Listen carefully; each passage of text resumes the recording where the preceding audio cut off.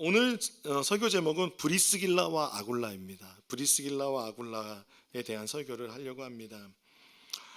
이방인의 사도로 부르심 받은 사도 바울에게는요, 하나님께서는 홀로 사역하지 않게 하시고 바울의 하나님의 섭리 안에서 신실한 주님의 제자들을 만나게 하셨습니다.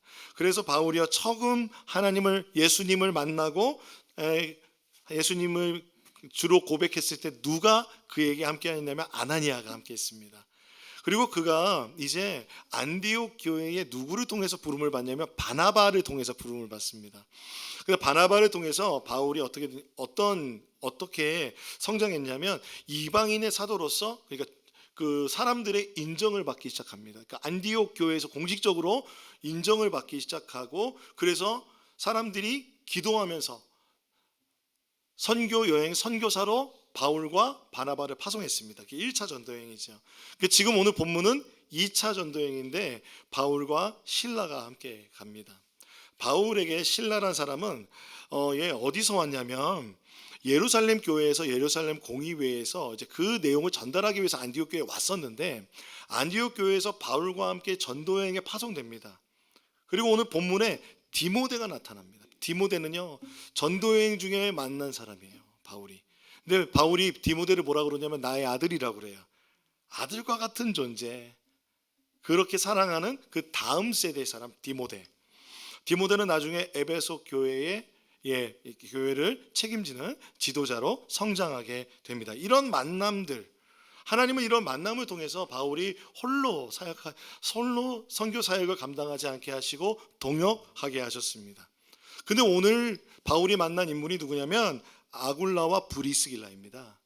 성경에 보면은 브리스가라고도 하고 하는 브리스길라와 아굴라가 남편이고요, 브리스길라가 아내입니다.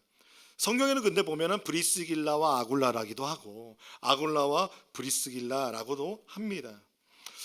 이 섭리적 만남을 살펴보려고 하는데요, 이 만남이 어디서 됐냐면 고린도라는 도시에서 됐습니다. 사도 바울이요, 보면은 오늘 본문에 보면 뭐라고 되죠? 뒤에라고 그러잖아요. 뒤에는 뭡니까? 아테네에서 그 복음적 설교를 한 다음에, 지난주에 우리가 설교 들었잖아요. 그 헬라 철학과 우상숭배가 충만한 그 아테네라는 도시에서 바울이 그들의 어떤 문화의 접점을 가지고 설교하고 복음을 전하였습니다. 그런데 사실 우리가 지난주에 더 자세하게 살펴보지 않았지만 사람들은 뭐라고 하냐면 비웃는 사람들이 있었습니다. 어떤 사람은 더 듣고자 하는 사람이 있었고 어떤 사람은 비웃는 사람이 있었습니다. 여러분, 우리가 복음을 전하다 보면 어떤 사람 우리를 비웃는 사람이 있습니다. 비웃는 사람 앞에서 담대하세요 라고 말할 수 있지만 비웃는 사람 앞에서 담대하기 어렵습니다. 바울도 마음이 상했을 것 같아요. 그리고 믿는 사람의 수가 생각보다 적었습니다. 다른 데서는 교회가 세워지고 사람들이 수가 막 많았는데 그렇지 않았던 것 같아요. 그러니까 바울이요 이제 고린도로 가게 되었는데요, 고린도로 간 이유가 또 뭘까요? 쫓겨다녔잖아요. 바울을 죽이고자 결정한 사람들이 데살로니가에서부터 쫓아왔어요. 그러니까 바울의 입장에서는요, 여러분 생각해 보세요. 누군가 여러분을 죽이려고 해하려고 여러분을 쫓아다닌다고 생각해 보세요. 그럼 여러분 얼마나 등골이 오싹합니까? 잘 때도 생각날 것 같고요, 밥 먹을 때도 생각날 것 같고요, 정상적 생활이 어렵지 않을까요? 그 정도로 큰 어려움이, 그 마음에 스트레스가 바울이 있었던 거예요. 바울이 그런 상황에서 이제 고린도라는 도시로 왔습니다. 그러나 바울은 그 마음속에 뭐가 있어요? 하나님의 복음을 전하야겠다는 그 사명으로는 분명히 충만했지만 이 고린도라는 도시로 오게 된 것입니다. 그러니까 어디죠? 베레아에서 실라와 디모데 그 일행들이 오기를 기다리면서 바울이 어떤 마음이었을까요? 좀 외롭지 않았을까요? 그리고 바울이 고린도에 도착했을 때 그 고린도라는 도시가 어떤 도시냐면요, 아테네는 여러 신을 섬기는 우상숭배의 도시라면은, 그리고 이원론적 철학으로 그 지적인 교만함이 높은 교시라면, 고린도는 경제적으로 교만한 도시였습니다. 문화적으로 교만한 도시였습니다. 왜 그러냐면 이 도시가 남북 육로를 연결하는 도시였고요. 동서간에 항구가 두 개가 있었어요. 여러분, 항구 하나만 있어도 도시가 생기는데 이 고린도에는 항구가 두 개가 있다는 것은요, 그 무역이 활발한 상업적인 도시였다는 겁니다. 그러면 그 도시에 사는 사람들은 평균적으로 다 부유하게 잘 살겠죠. 사는데 문제가 없었을 겁니다. 먹고 사는데 문제 없었을 것입니다. 뿐만 아니라 문화적으로도 고도의 문화를 가지고 있었는데요. 여러분, 먹고 살만 해야 올림픽 같은 거 하는 겁니다. 그러니까 정말 오늘 하루 먹고 살기 힘든데 국제적 경기를 치를 수 없습니다. 고린도라는 도시는요, 이스미아 체육대회라고 하는 2년마다 열리는 고대 체육대회를 열었던 곳이에요. 그러면 그런 체육대회가 열리면 어떻습니까? 사방에서 많은 민족의 사람들이 와서 거기서 북적 그 문화적인 그런 부흥이 있는, 그런 문화적인 어떤 것들이 있는 그 고도로 발달한 곳이 바로 고린도였다는 것입니다. 그런데 이 정치 문화적으로 또한 아가야라는 주의 수도였기도 했다고 합니다. 그러니까 이 도시는요, 부족할 것이 없었다고 합니다. 이 도시를 한마디로 말하면 거만하였다고 합니다. 교만한 도시라고 말합니다.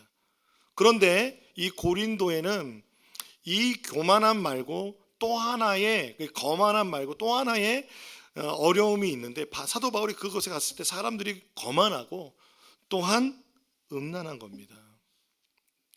고린도는요, 아프로디테라고 하는, 여러분 우리가 비너스라는 상표를 알죠? 비너스라는 그 여신이 있습니다. 사랑의 여신인데 아프로디테가 같은 말입니다. 같은 여신입니다. 말만 다른 겁니다. 이 아프로디테 성전이 있는데 이 아프로디테 사랑의 여신을 섬기는 방법, 제사의 방법은 그 안에 있는 1000명의 여자 노예들과 성적인 관계를 맺는 것이었습니다. 그것이 제사였습니다. 여러분 생각해 보십시오. 도시가 어땠겠습니까? 여보 나 오늘 제사 드리고 올게. 그것을 듣는 아내의 마음이 어땠을까요? 그리고 여러분 생각해 보십시오. 밤마다 이 1000명의 여자 노예들은 이렇게 완전히 삭발을 했다고 그래요. 그래서 고린도 교회에 우리 천주교에서 이게 머리에 뭐 쓰는 게 이때 사도 바울의 권면에 의해서 시작이 된 겁니다. 머리에 뭐 좀 써라. 쓰면 좋겠다. 라고 얘기했던 것이 그것 때문에 그렇습니다. 밤마다 그런 여사제들이 밤을 돌아다니며 사람들을 찾고 있는 거예요. 근데 여러분 그렇기 때문에 헬라어에서 고린도 도시스럽다라는 말이 있는데요. 그거는 음행을 하다라는 뜻이랍니다. 그런 도시에서 여러분 살고 싶으십니까? 저는 살고 싶지 않을 것 같아요. 뭐 성경에도 말한다 그러면 우리가 정말 음란한 도시로 우리가 얘기하는 그 도시 있잖아요. 갑자기 생각이 안 나는데 우리 창세기에서 나오는 그 도시, 소돔과 고모라, 그런 도시였던 것입니다. 바울이 설교 아테네에서 전도하고 그리고 거기에서 뭔가 사람들이 비아냥거리는 소리 듣고 그리고 약간 그 설교에 대한 뭔가 약간의 그런 그렇게 잘 받아들이지 않네 그런 마음과 그리고 마음으로 고린도에 왔어요. 그리고 여전히 누군가 나를 죽이려고 폭력을 가하려고 쫓아와요. 불안해요. 어떤 유대 사람이 어떻게 나에게 할지 몰라요. 그런데 그는 고린도에 도착했는데 그 고린도 도시에서 그 상황들을 보니까 고린도 도시가 너무 거만하고 음란한 거예요. 이런 도시에서 살 때 바울의 마음이 어땠을까요? 바울은요, 이 고린도에서 지냈던 일들 그리고 고린도 교회에서 고린도에 대해서 이렇게 회상하며 편지합니다. 고린도전서 2장 1절에서 5절입니다. 같이 읽어보겠습니다. 시작.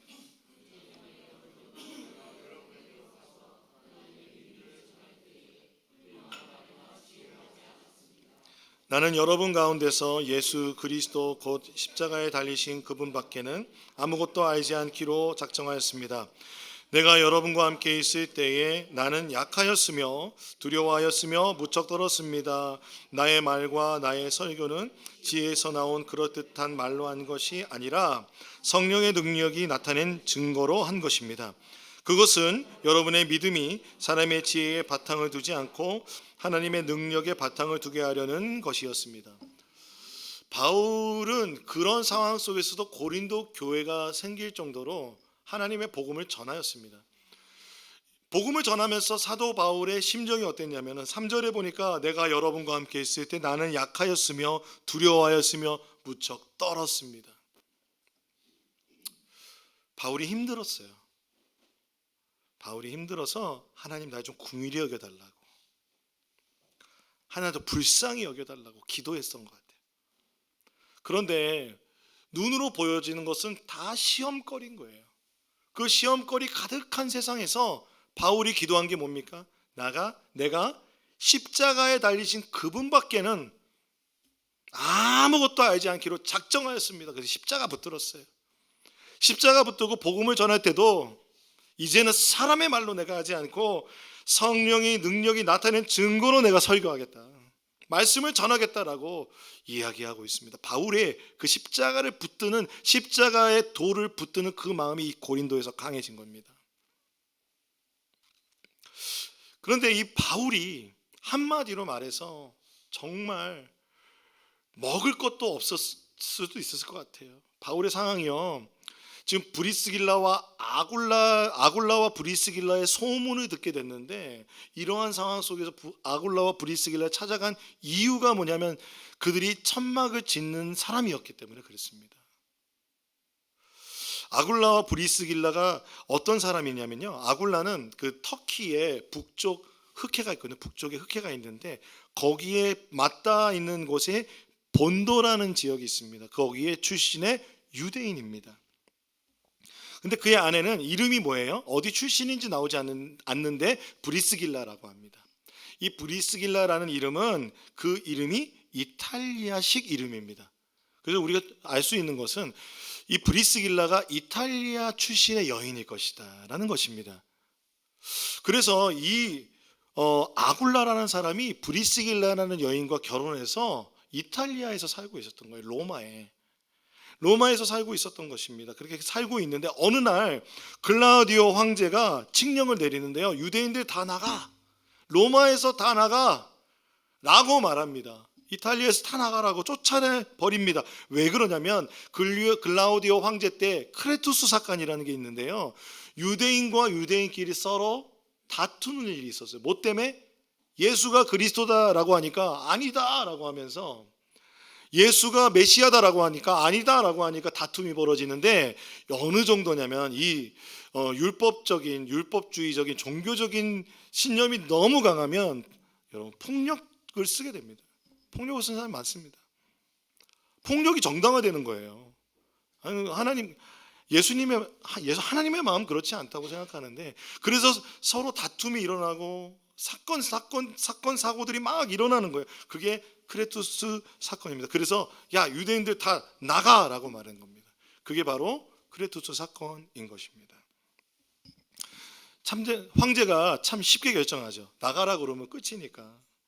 그런데 문제는 뭐냐면 떠나는 사람 입장에서는 오늘 나의 집을 두고 떠나야 돼요. 내가 살고 있던 아파트, 내가 살고 있던 터전, 내 살림 다 놓고 내버려 두고 떠나야 되는 겁니다.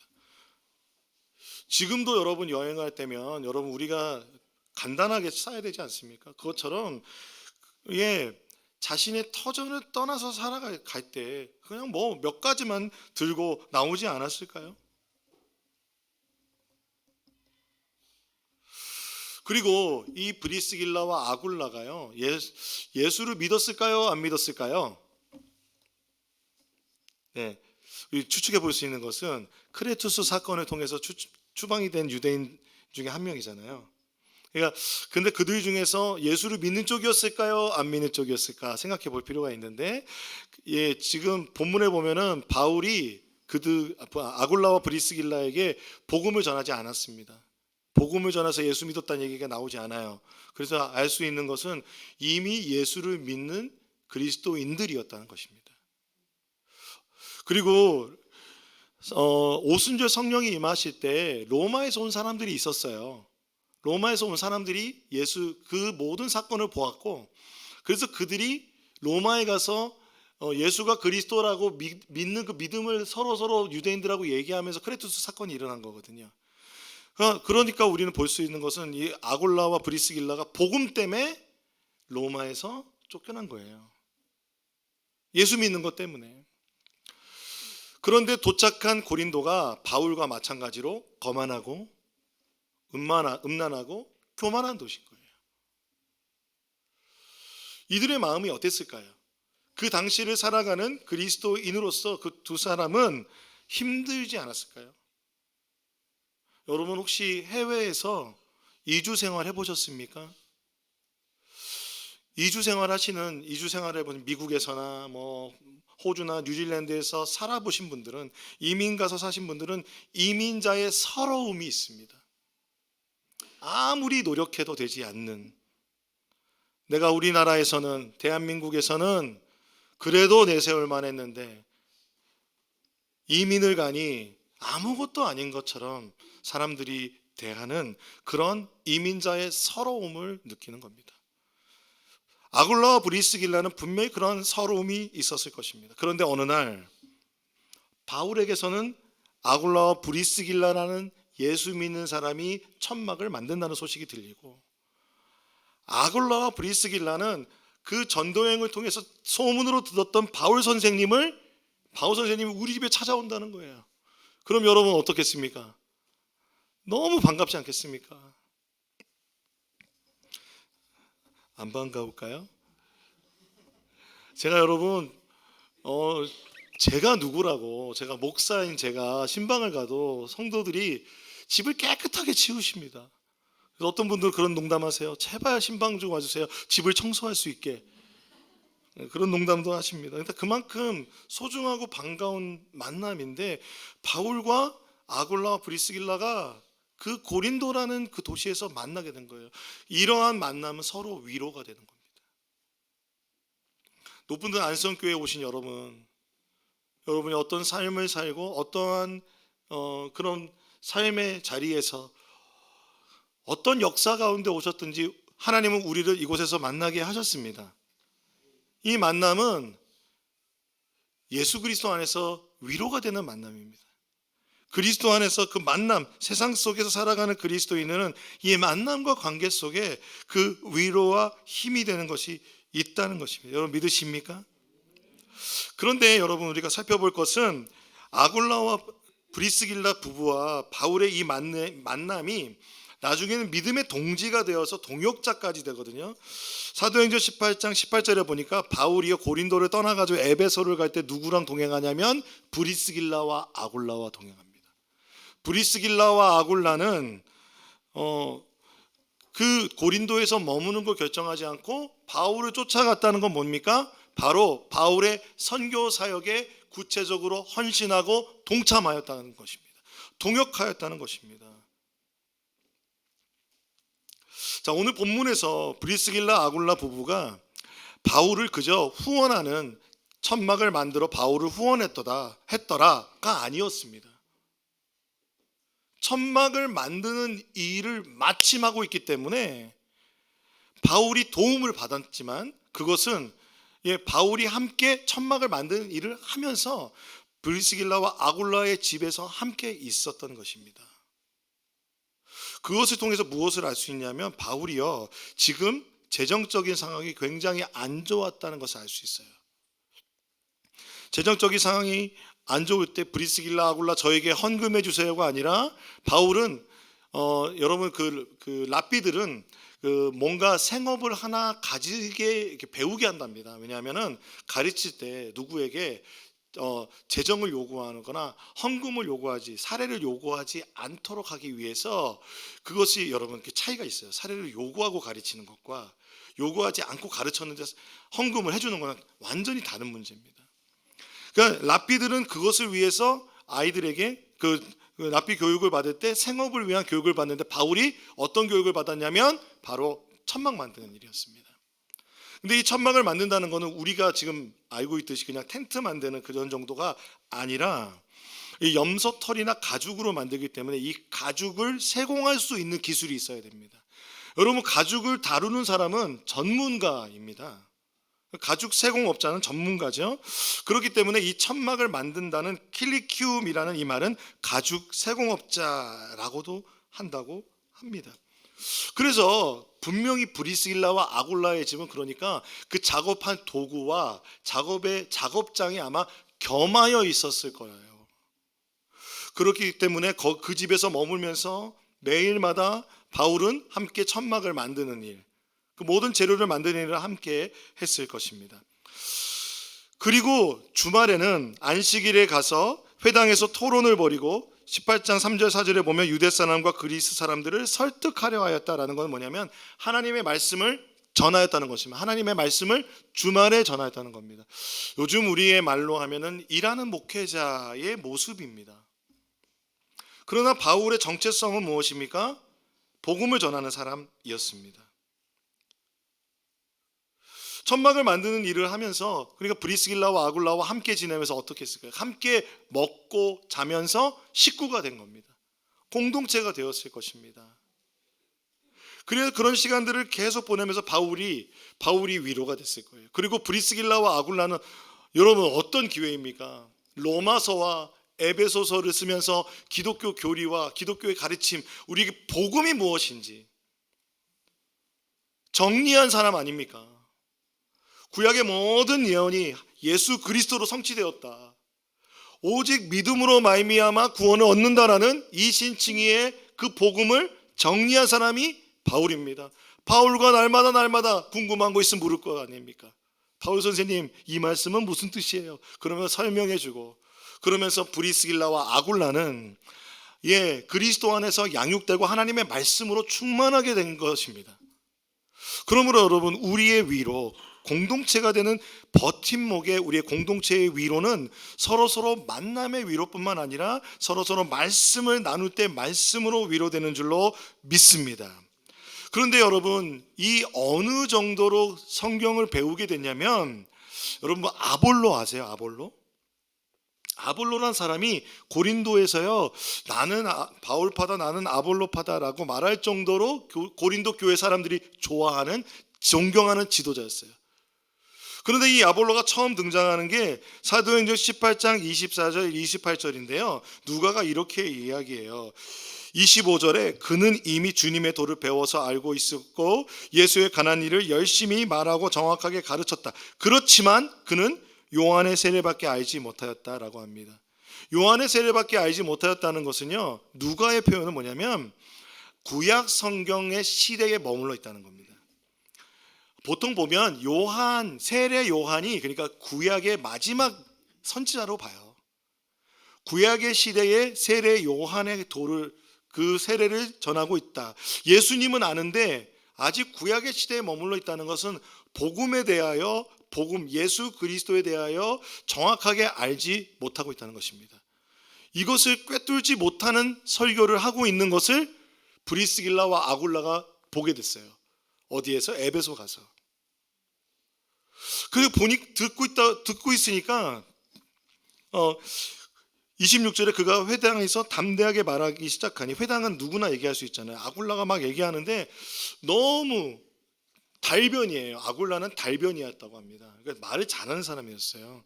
제가 제일 부러워하는 사람, 말 술술술술 나오는 사람 너무 부럽습니다. 저는 말을 하려면 제가 이과 출신이어서 단어를 찾아 막 해야 되는데 뭐 술술술술 막 얘기를 너무 잘하고 막 은혜가 되는데 브리스길라와 아굴라가 보니까 뭐가 빠진 거예요. 우리가 신앙생활하면서 예수 믿고 잘 믿는다 그러면서 신앙생활하는데 뭐가 빠질 수 있어요? 여러분, 복음이, 하나님 예수 그리스도를 믿는 그 복음이 여러분 안에 계십니까? 여러분, 복음은 무엇입니까? 내가 예수를 믿어서 의롭게 된다는 것, 여러분 그 복음에 대한 궁금함과 복음에 대한 열정이 여러분 있으십니까? 근데 브리스길라와 아굴라는 사도 바울로부터 직접 전수받은 복음에 대한 기준이 있었어요. 하나님의 말씀에 대한 이해가 있었어요. 그래서 들어보니까 이 부분을 이야기해 줘야겠다라고 설명해주고 따로 불러서 하나님의 도를 더 자세하게 설명해 주었습니다. 그러니까 브리스길라와 아굴라는 그 정도로 하나님의 말씀을 알고 있었다는 것입니다. 그래서요 아볼로가요. 근데 어디 가고 싶었냐면 아가야에 가고 싶다고 나옵니다. 27절에 아가야가 어디예요? 예, 바로 고린도입니다. 아가야의 수도가 고린도이기 때문에 고린도로 보는 거예요.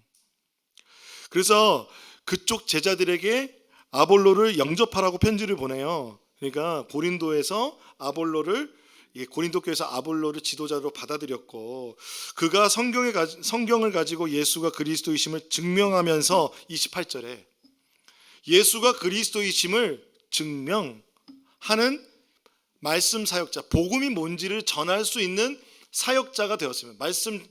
기독교 지도자가 되었습니다. 그게 아볼로가 되었습니다. 그러므로 여러분 생각해 보십시오. 아볼로와 브리스길라가 우리는 여러분 평신도라고 얘기할 수 있겠잖아요.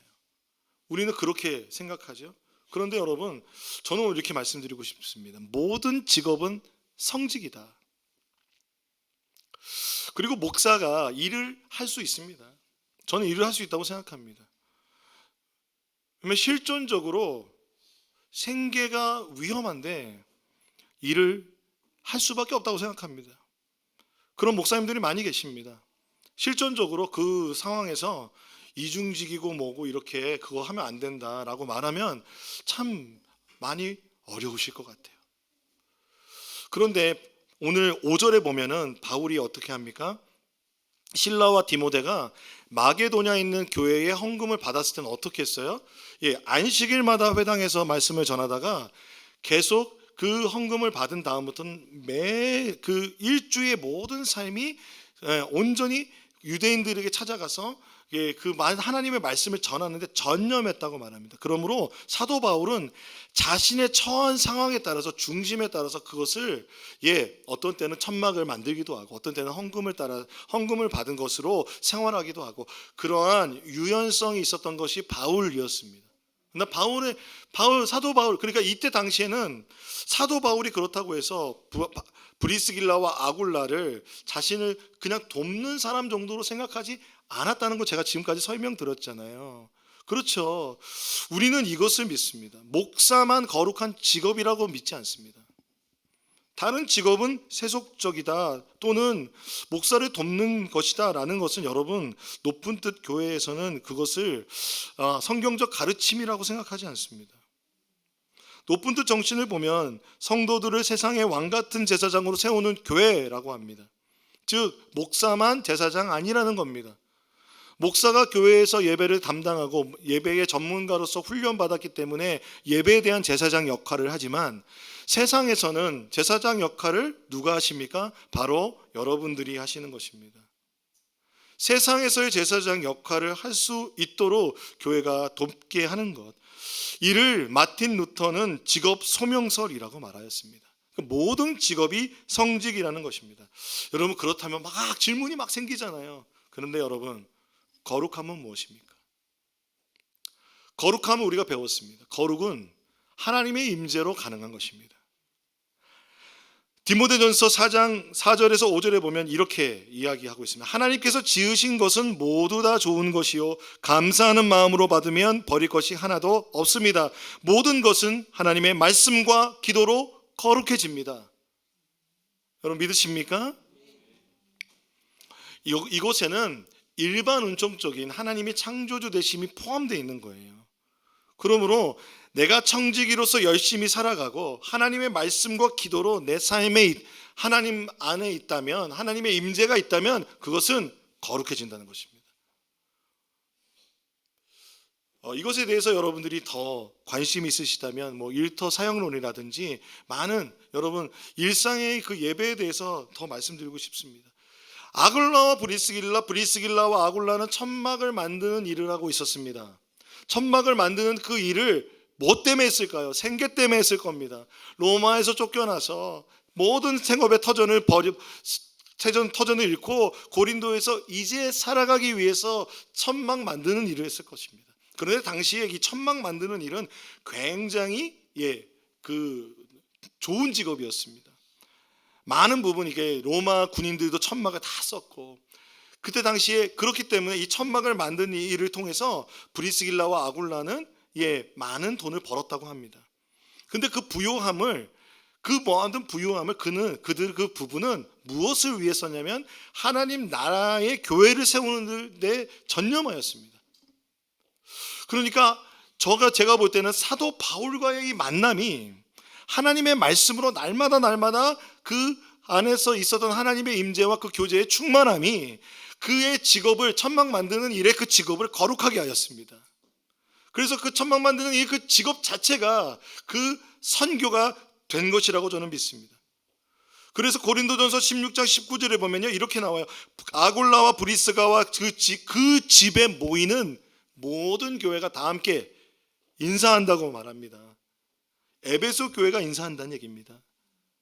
에베소 교회가 아골라와 브리스길라의 집에서 시작이 되었습니다. 그리고 글라우디오 황제가 이제 죽었어요. 그러면 이제 다 로마로 복귀하게 되었습니다. 그때 돌아간 사람이 브리스길라와 아굴라입니다. 그러므로 로마서를 사도 바울이 로마 교회에 보냈을 때 그때 당시에 브리스길라와 아굴라는 로마에 있었습니다. 로마서 16장 3절에서 5절에 보면 그리스도 예수 안에서 나의 동역자인 브리스가와 아굴라에게 문안하여 주십시오. 그들은 생명의 위협을 무릅쓰고 내 목숨을 구해준 사람들입니다. 고린도에서 그랬다는 거죠. 바울은 그러니까 완전히 모든 것을 다 잃었던 상황이었던 겁니다. 나뿐만 아니라 이방 사람의 모든 교회도 그들에게 감사하고 있습니다. 그리고 그들의 집에서 모이는 교회에도 문안하여 주십시오. 나의 사랑하는 에베네도에게도 문안하여 주십시오 라고 이야기하고 있습니다. 그러므로 브리스길라와 아굴라는 그리스도 예수 안에서 바울과의 동역자가 되었고, 브리스길라와 아굴라는 하나님 앞에 그 복음을 전하며 교회를 세우는 하나님 나라의 적극적인 하나님 나라의 사역자였습니다.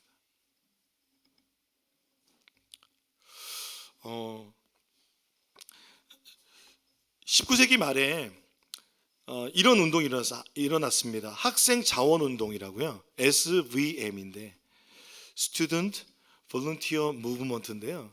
이게 미국에서 일어난 선교 운동인데, 이 선교 운동으로 오신 선교사님들이 대부분 한국에 지금 우리 오셨던 선교사님들, 구한말에 오셨던 선교사님들입니다.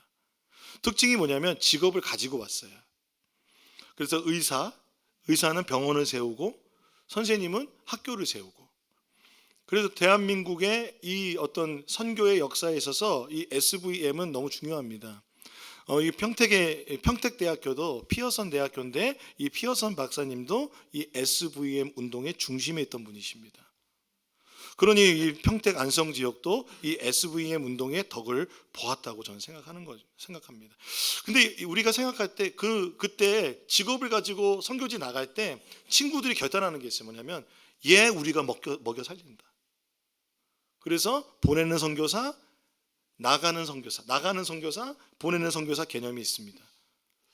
근데 우리가 거의 20세기 말까지, 그러니까 저희가 신앙생활하면서 대부분 이러한 개념으로 많이 어떤 사람은 나가야 되는 사람이고 나는 여기서 보내는 사람이다라고 생각하지만, 사실 랄프 윈터라는 목사님은 이 자신의 어떤 선교의 바운더리가 M1, M2, M3 이런 식으로 나의 문화에서, 그리고 그 문화를 벗어나서, 그리고 그 문화를 더 벗어나서 이런 어떤 개념을 만드셨는데요.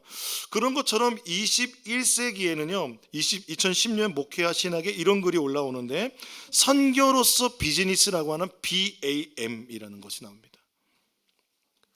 말하자면은 비즈니스와 선교가 따로가 아니라, 비즈니스가 선교를 돕는 게 아니라 비즈니스 자체가 선교다라는 겁니다. BAM. 그래서 제가 좀 중요한 글을 한번 여러분에게 소개를 드리면, 기독교 사역에 대한 전통적인 피라미드 구조라고 얘기합니다. 성직자, 그리고 기독교 자선단체 사역자, 이런 사역자들은 거룩한 직업이고, 그리고 나머지 직업은 세속적 직업의 평신도라는 패러다임을 깨뜨리려는 겁니다. 무엇을 믿는 거냐면 하나님의 창조를 믿고 하나님께서 그 일반 은총 안에 이 세상을 살아갈 수 있는 것 안에 하나님을 전할 수 있는 것을 숨겨 두어주셨다는 것을 믿는 겁니다. 그러므로 모든 하나님의 백성들은 하나님의 집에 살림을 맡은 청지기라는 겁니다. 우리의 직업은 청지기로서 우리가 우리의 삶을 살아가는 것, 그 안에 선교적 책임을 이루어가는 것이 바로 BAM입니다. 뿐만 아니라 우리 대한민국 안에서는 사단법인 일터개발원 방성기 목사님이라는 분은 이런 얘기를 하셨습니다. 일하세란데요, 성도들이 일터에서 하나님 나라를 세우는 것이 일터 사역이다. 일터에 있는 그리스도인들이 성경적인 직업관을 가지고 일한다면 그것 자체가 무엇입니까? 바로 그 하나님 나라 선교라는 것입니다. 전도라는 것입니다. 그래서요, 일터 개발원 방성기 목사님은 이렇게 우리가 잘 동의가 되실 겁니다. 세상에 맡겨진 모든 일은 하나님이 주신 거룩한 소명이라는 것입니다.